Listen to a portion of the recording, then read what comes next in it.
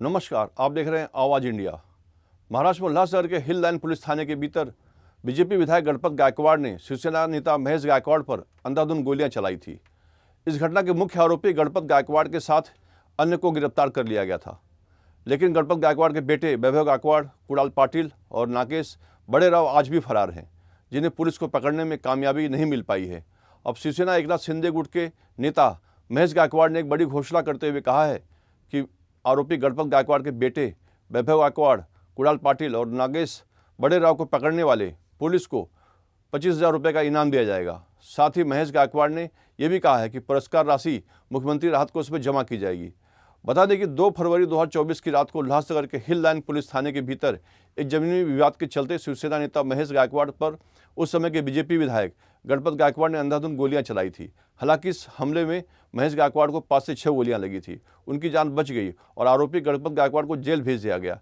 इस मामले में अन्य 3 आरोपी को पुलिस फरार दिखाया था, जिसमें पहला नाम गणपत गायकवाड़ के बेटे वैभव गायकवाड़ का आता है और वैभव गायकवाड़ बीजेपी पदाधिकारी भी हैं। महेश गायकवाड़ ने खुलासा करते हुए कहा कि आरोपी गणपत गायकवाड़ तलोजा जेल में रखा गया है, लेकिन चेकअप के नाम पर वह मुंबई के जेजे अस्पताल आते हैं, मुंबई घूमते हैं, उसके बाद वे पनवेल में एक विधायक के फार्म हाउस में जाते हैं और फिर तलोजा जाते हैं। आगे भी महेश गायकवाड़ ने आरोप लगाया कि कल्याण में एक नाबालिग लड़की से बलात्कार और हत्या करने वाले आरोपी विशाल गोली को पुलिस हिरासत में बिरयानी खिलाई गई, क्योंकि वह बीजेपी से जुड़ा था। बीजेपी ने वैभव को पार्टी पद से नहीं हटाया है, ऐसा भी महेश गायकवाड़ ने कहा है। इस मामले में 3 आरोपियों को जमानत मिल चुकी है, अन्य आरोपी फरार हैं। इसलिए कल्याण में महेश गायकवाड़ और गणपत गायकवाड़ के बीच झगड़ा खत्म होने का नाम नहीं ले रहा है। माझ्यावरती जो गोळीबार झाला भर पोलीस स्टेशनमध्ये, त्याच्यातले फरार असलेले आरोपी हे अजून पोलिसांना भेटत नाही।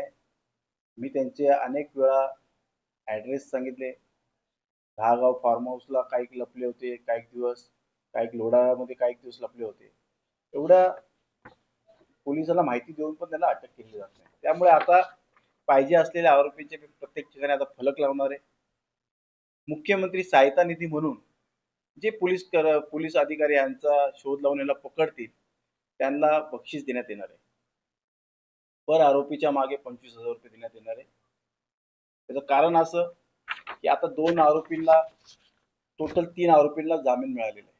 आपल्या सगळ्यांना माहिती असेल साताऱ्याचे जे न्यायाधीश होते धनंजय निकम, त्यांना 5 लाख रुपये लाच घेताना पकडलेले आहे। म्हणजे आज जज लोकांना सुद्धा आपल्याला संशयरित्याने पाहायला लागते, कारण की अशा बाबासाहेब आंबेडकरांच्या संविधानात्मक दालनामध्ये माझ्यावरती ज्या ठिकाणी गरीब लोकांना ज्या ज्या लोकांवर अन्याय होतो त्या ठिकाणी न्याय मिळतो, अशा ठिकाणी माझ्यावरती गोळीबार झाल्यानंतर सुद्धा अशा लोकांना जामीन मिळतो।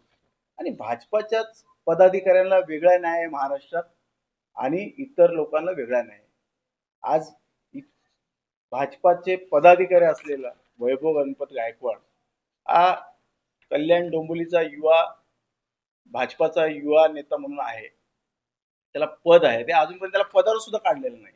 म्हणजे हे याच्यावरून कळून येतं की कशा पद्धतीचा कायदा सुव्यवस्था चालू आहे।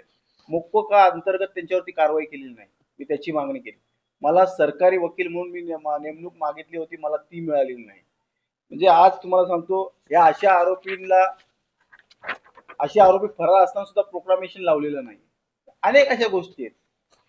म्हणजे त्यामुळे आज असा पाऊल उचलावा लागतो की आम्हाला स्वतःलाच माझ्यासारख्या व्यक्तीला न्याय जर मिळत नसेल तर गोरगरीब माणसाला न्याय काय मिळेल पोलीस स्टेशन मध्ये। आज मी डीसीपी झाले, ऍडिशनल सीपी झाले, सीपी झाले, मी अनेक अधिकाऱ्यांना भेटलो आणि त्यांच्यावरनं मला जाणलं पोलिसांवरती प्रचंड असा दबाव आहे, राजकीय दबाव असल्यामुळे पोलीस हताश आहेत। त्या ठिकाणी आपण एक त्या मुलीवरती आता काही दिवसापूर्वी बलात्कार करून तिचा निर्गुण खून केला, त्या आरोपीचे संबंध भाजपाच्या पदाधिकाऱ्यांसोबत ते सुद्धा मी ठोस पुरावे दिले होते। त्याला सुद्धा बिर्याणी वगैरे खायला घातली, मस्त चांगली VIP ट्रीटमेंट केलेली आहे त्याची। आज जेलमध्ये गणपत गायकवाड आहेत, नावाला आहेत, ते हप्त्यातून 15 दिवसातून चेकअपच्या नावाखाली पूर्ण जे हॉस्पिटलला जातात, तिथून पूर्ण मुंबई फिरतात आणि एक आमदार आहे पनवेलचा त्याच्या फार्म हाऊसवर जाऊन एन्जॉय करतात आणि नंतर रात्री 10 वाजता जेलमध्ये परत प्रवेश करतात। आज व्यापाऱ्या लोकांना फोन करतो तो माणूस, सतत कल्याण पूर्वेच्या व्यापाऱ्यांना गणपतरावकडे फोन कुठून येतात, त्याच्याकडे फोन वगैरे. इतर आरोपींना कैद्यांना वेगळा न्याय आणि भाजपाच्या पदाधिकाऱ्यांना वेगळा न्याय हे सिद्ध झालेलं आहे.